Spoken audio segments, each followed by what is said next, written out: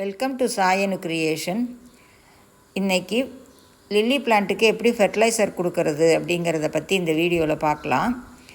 Fertiliser டைரெக்டாக கொடுத்தா மீன் செத்து போயிடுமா, மீனுக்கு ஏதாவது ஆபத்தான்னு கேட்குறீங்க. கண்டிப்பாக டைரெக்டாக கொடுக்கக்கூடாது.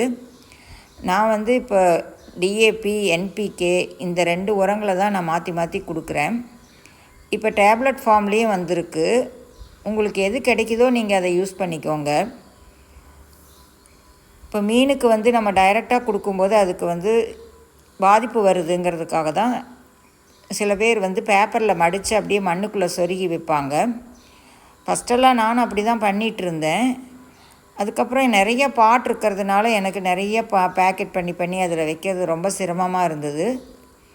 ஸோ நான் இந்த மாதிரி வேஸ்ட்டு பிவிசி பைப்புலாம் என்கிட்ட நிறையா இருந்ததுனால அதை மண்ணில் சொருகி வச்சுட்டு அதில் ஒரு ஃபனல் வச்சு அந்த மாதிரி போட்டு எனக்கு அது ஈஸியாக இருந்தது. இதை போட்டுட்டு நம்ம அந்த பைப்பை கொஞ்சம் அப்படி ரொட்டேட் பண்ணி விட்டுட்டோம்னா அது மண்ணுக்கு அடியில் போயிடும்.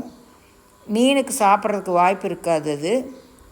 அதனால் எனக்கு இது ஈஸியாக இருந்தது. லைட்டாக இப்படி ரொட்டேட் பண்ணி விட்டுட்டிங்கன்னா இது மண்ணுக்கு அடியில் போயிடும்.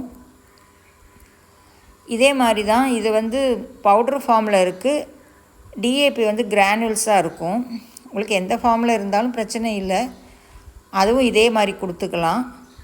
கொடுத்துட்டு லைட்டாக ரொட்டேட் மட்டும் பண்ணி விட்டுருங்க.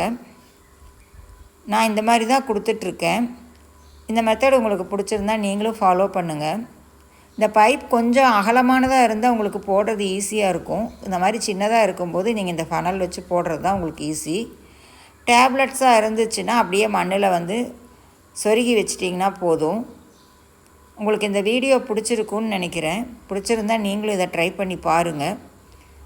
இந்த வீடியோ பிடிச்சிருந்தால் லைக் பண்ணுங்கள், ஷேர் பண்ணுங்கள், சப்ஸ்கிரைப் பண்ணுங்கள். தேங்க்யூ.